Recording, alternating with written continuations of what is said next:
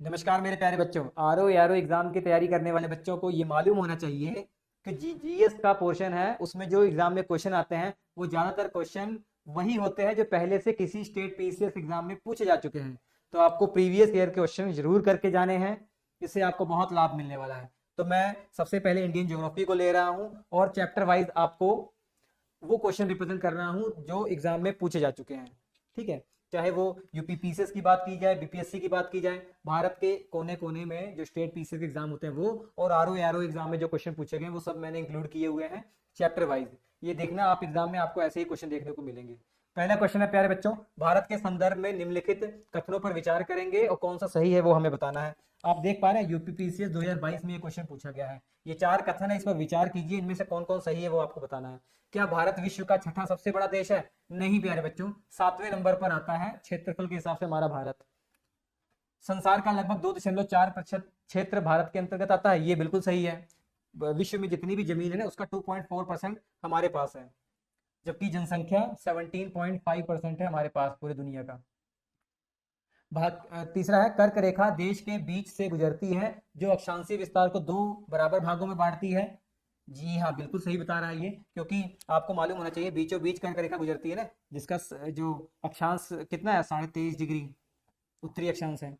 और आपको ये मालूम होना चाहिए हमारे भारत का दक्षिणी बिंदु और उत्तरी बिंदु, इसके अक्षांश भी मालूम होना चाहिए। अभी मैं इंदिरा पॉइंट की बात नहीं कर रहा हूँ, अभी मुख्य भूमि का जो दक्षिणी बिंदु है उसकी बात कर रहा हूँ, केप केमोरियन या कन्याकुमारी कह सकते हैं।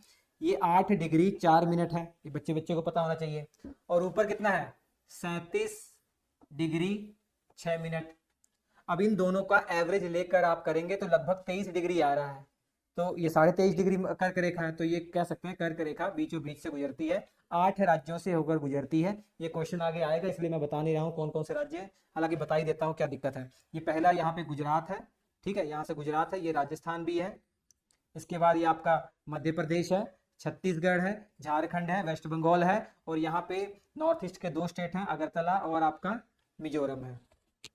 ठीक है, तो इसमें आपका दूसरा और तीसरा सही है। और क्या चौथा सही है? भारत पूरी तरह से उष्णकटिबंधीय क्षेत्र में स्थित है। नहीं बच्चों, भारत उष्णकटिबंधीय क्षेत्र में पूरी तरीके से नहीं है। उष्णकटिबंधीय क्षेत्र क्या होता है? कर्क रेखा से लेकर मकर रेखा के बीच का जो क्षेत्र है वो पूरी तरीके से उष्णकटिबंधीय होता है। यहाँ कर्क रेखा है, इसके नीचे वाला जो क्षेत्र है ये तो उष्णकटिबंधीय क्षेत्र में आता है, लेकिन ऊपर का हिस्सा उष्णकटिबंधीय क्षेत्र में नहीं आता है, सॉरी। तो दूसरा और तीसरा सही है, दूसरा और तीसरा मतलब सी ऑप्शन सही हो जाएगा। चलिए माफ कीजिएगा, ये बी है, ये सी है, उल्टा लिख दिया, लेकिन ये वाला सही है, 2 और 3 समझ गए होंगे आप।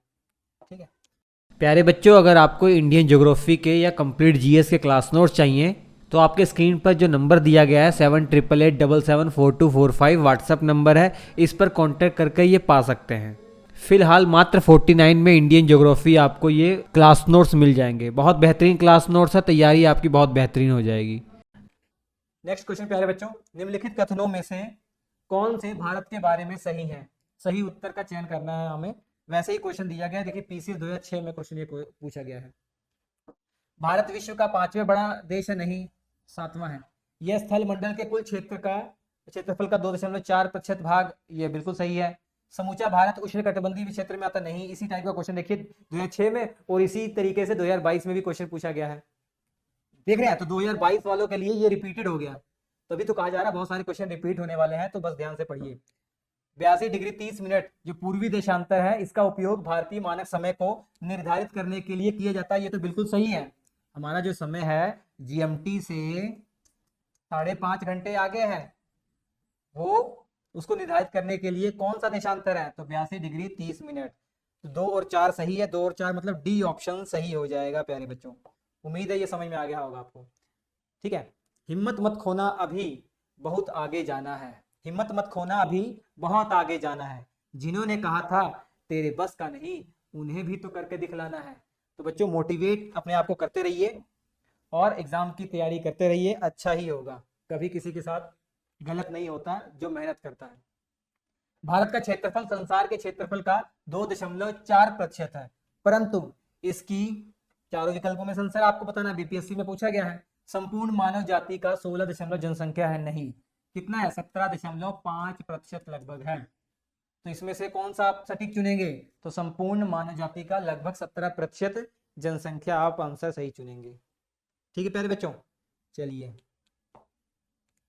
नेक्स्ट क्वेश्चन की ओर चलते हैं। भारतवर्ष में लगभग कितने गांव हैं?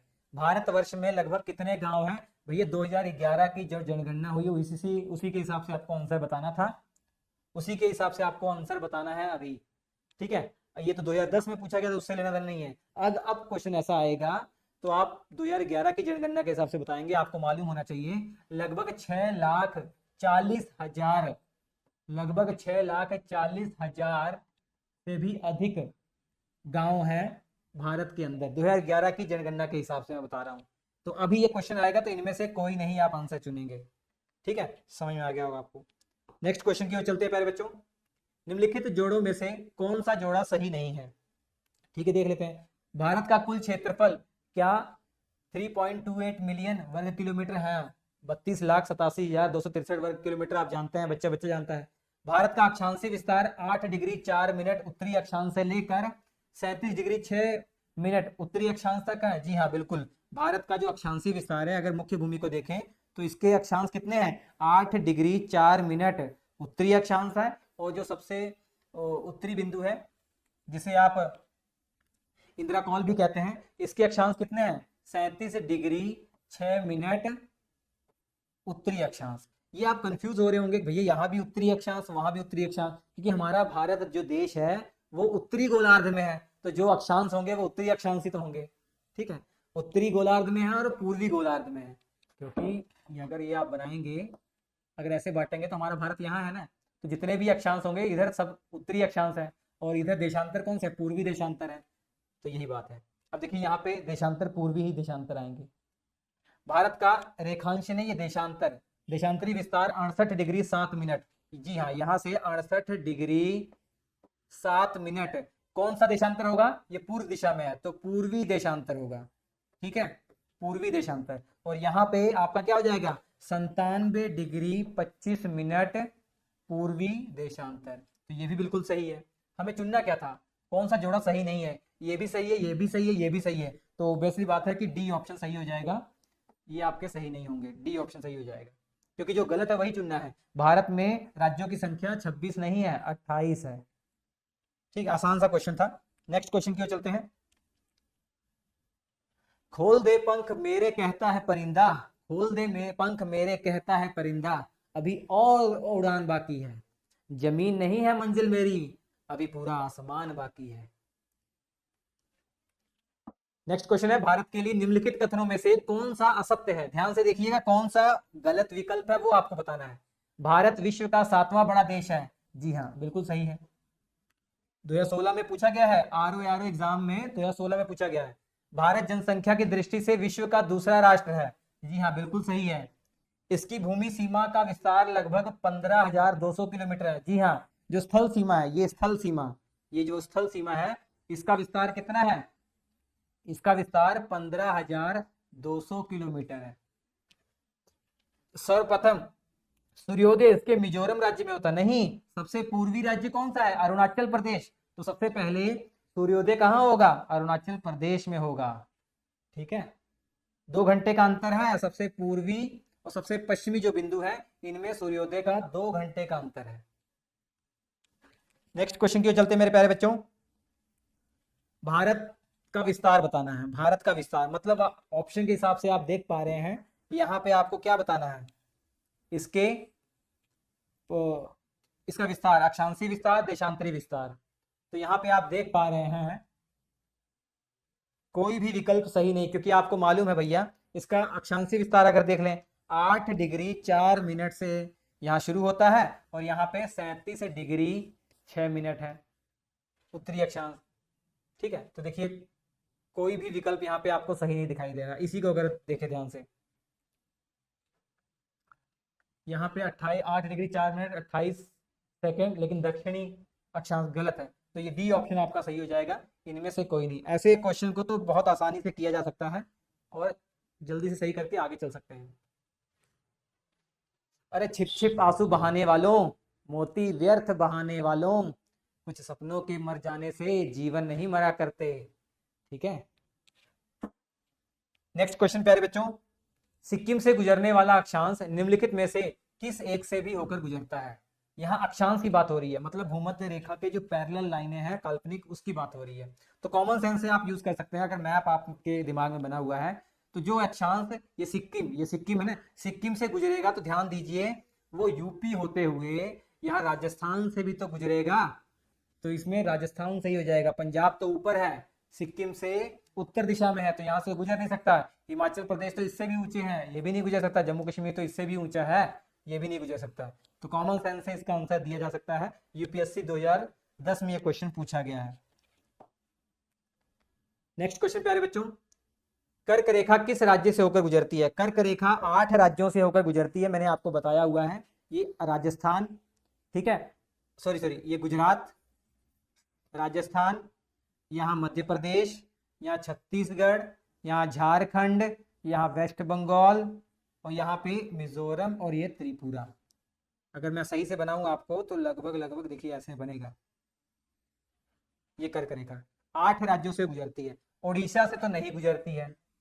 ये 1990 में क्वेश्चन आया था यूपी पीसीएस में, तो उस समय विकल्प में बिहार था, क्योंकि आपको पता है कि 15 नवंबर 2000 ईस्वी में बिहार से तोड़कर झारखंड बना दिया गया। तो अब ऐसा क्वेश्चन पूछा जाएगा तो झारखंड विकल्प में आएगा, बिहार ऑप्शन में नहीं आएगा। उत्तर प्रदेश से नहीं गुजरती है, आंध्र प्रदेश से नहीं गुजरती है, तो झारखंड से गुजरती है, ये सही जवाब हो जाएगा। नेक्स्ट क्वेश्चन मेरे प्यारे बच्चों, कर्क रेखा निम्नलिखित में से किन राज्यों से होकर गुजरती है? नीचे दिए गए कूट से सही उत्तर बताना है। यूपीपीसीएस 2017 में क्वेश्चन पूछा गया है। अगर आपको सब याद हो, गुजरात से तो गुजरती है, चल नहीं रहा, गुजरात से गुजरती है, छत्तीसगढ़ से गुजरती है, उत्तर प्रदेश से नहीं गुजरती है, झारखंड से गुजरती है। तो 1 2 4 1 2 4 1 2 4 किसमें है? ए ऑप्शन सही हो जाएगा। नेक्स्ट क्वेश्चन मेरे प्यारे बच्चों, निम्नलिखित में से किस राज्य से कर्क रेखा नहीं गुजरती है? तो सारे राज्य अगर आपको याद हो तो मणिपुर से नहीं गुजरती है, यही जवाब हो जाएगा। आरओ एरो एग्जाम में 2016 में पूछा गया, इसलिए मैंने लिख दिया। वैसे तो बहुत आसान था क्वेश्चन ये। पहले चैप्टर से जो भी क्वेश्चन बनेंगे वो ज्यादा डिफिकल्ट तो होंगे नहीं। निम्नलिखित नगरों में कौन कर्क रेखा से निकटतम दूरी पर है? कर्क रेखा जो है, कर्क रेखा से नजदीक कौन सा है इसमें? ये अगरतला जानते हैं, त्रिपुरा की कैपिटल है। गांधीनगर भैया आपका गुजरात में, जबलपुर मध्य प्रदेश में, उज्जैन मध्य प्रदेश में। इन सभी राज्यों से तो कर्क रेखा गुजरती है, लेकिन ये है तो जिले, तो कौन सा जिला कर्क रेखा के सबसे नजदीक है? तो याद रखिए इसमें से गांधीनगर इन चारों विकल्पों में से सबसे नजदीक है कर्क रेखा के। कितनी बार पूछा गया है? यूपी पीसीएस 1999 में भी, यूपी लोअर में 2002 में पूछा गया है, पीसीएस 2010 में भी क्वेश्चन ये पूछा गया है। तो देख रहे हैं एक क्वेश्चन बहुत बार रिपीट भी होते हैं। निम्नलिखित में से कौन सा भारतीय राज्य कर्क रेखा के उत्तर में स्थित है? देखिए ध्यान से, कर्क रेखा के उत्तर में कौन सा राज्य स्थित है, इसमें से आपको बताना है। तो कॉमन सेंस लगा सकते हैं, मणिपुर मिजोरम के उत्तर दिशा में ही तो है, तो मणिपुर मिजोरम से कर्क रेखा गुजरती है, तो कॉमन सेंस से मणिपुर आंसर लगा दिया आपने। 2 बार देखिए ये क्वेश्चन एग्जाम में पूछा गया है, जो एग्जाम में पूछे गए वही मैंने क्वेश्चन लिए हैं। जून माह में निम्न स्थानों में से कहां पर दिन की अवधि अधिकतम होगी? अब देखिए प्यारे बच्चों, ये गर्मी का महीना है जून का, आपको पता होना चाहिए सूर्य और पृथ्वी की सिचुएशन क्या होगी। अब जैसे ये सन मान लेते हैं, और अर्थ क्या होगा? अर्थ इस तरीके से इसके सामने होगा। मतलब कहने का भाव ये है कि सूर्य की किरण ये आपके कर्क रेखा पर, ये कर्क रेखा है, इस पर पड़ रही होगी, कर्क रेखा पर सीधे पड़ रही होगी। तो कर्क रेखा के उत्तर दिशा में जो स्थान होंगे वहां पर दिन की अवधि थोड़ा ज्यादा होगी। कर्क रेखा के दक्षिण में जो स्थान होंगे, कर्क रेखा से नीचे जाते जाएंगे ना, तो दिन छोटे रातें बड़ी होती जाएंगी, मतलब दिन की अवधि कम होती जाएगी। जबकि कर्क रेखा से ऊपर आप जाते जाएंगे तो दिन का जो समय है वो अधिक होता जाएगा। तो बता दीजिए कर्क रेखा से ऊपर कौन कौन से यहाँ पर जो स्थान है, उस हिसाब से आंसर देना। जो कर्क रेखा से जितनी उत्तर दिशा में होगा वहां पर दिन की अवधि उतनी ज्यादा अधिकतम होगी। तो इन चारों विकल्पों में से दिल्ली देख रहे हैं, इन चारों विकल्पों में तुलना करके देखेंगे, दिल्ली सबसे अधिक उत्तर में होगा कर्क रेखा के, तो इसी कारण से यहाँ पर दिन की अवधि सबसे अधिकतम होगी। 21 जून आप जानते हैं दिन सबसे बड़ा होता है। निम्नलिखित में से कौन सा शहर कर्क रेखा से सबसे निकट है? इनमें से बताना है कौन सा सबसे नजदीक है कर्क रेखा के। तो इनमें से आप बताएं, ये तो हो ही नहीं सकता भैया, यहाँ से गुजरती नहीं है, ये तीनों में से कोई हो सकता है, तो जबलपुर इसका राइट आंसर होगा। इसका राइट आंसर जबलपुर होगा प्यारे बच्चों। आज का आखिरी प्रश्न है, निम्नलिखित भारत की नदियों में से कौन कर्क रेखा को 2 बार पार करता है? भैया भारत में एक माही नदी है जो मध्य प्रदेश से निकलकर राजस्थान में जाती है, फिर यू टर्न लेकर गुजरात में जाती है और खंबात की खाड़ी में अपना पानी गिराती है। माही नदी यही कर्क रेखा को 2 बार काटती है। 3 नदी आपको याद रखनी है, एक माही नदी हो गई आपकी जो कर्क रेखा को 2 बार काटती है, और एक आपकी कांगो नदी हो गई जो भूमध्य रेखा को 2 बार काटती है, और एक आपकी लिम्पोपो नदी हो गई, लिम्पोपो नदी हो गई जो मकर रेखा को 2 बार काटती है। कांगो और लिम्पोपो ये तो आपके अफ्रीका कॉन्टिनेंट में है, और ये माही नदी एशिया कॉन्टिनेंट में भारत के अंदर है। तो प्यारे बच्चों ये क्वेश्चन आरओ एआरओ 2016 में पूछा गया था। तो ये वीडियो कैसा लगा मुझे जरूर बताइएगा। नेक्स्ट पार्ट मैं जल्दी अपलोड करूंगा। डेली मैं एक क्लास अपलोड करके 15-20-25 दिन के अंदर ये पूरा इंडियन ज्योग्राफी भी कंप्लीट कर दूंगा। पैरेलल में और भी सब्जेक्ट में चलाऊंगा। इसके क्लास नोट्स अगर आपको अच्छे क्लास नोट्स चाहिए तो श्री एजुकेशन का जो हमारा ग्रुप है वो ज्वाइन कर लीजिए, या आप डायरेक्ट हमारा व्हाट्सअप नंबर 7888774245 पर कांटेक्ट करके इसके क्लास नोट्स पा सकते हैं। कंप्लीट जीएस के क्लास नोट्स भी पा सकते हैं। ठीक है, मात्र 49 रुपीज़ में ज्योग्राफी के क्लास नोट्स आपको मिल जाएंगे। तो हम आपसे मिलेंगे अगले एपिसोड में, तब तक नमस्कार।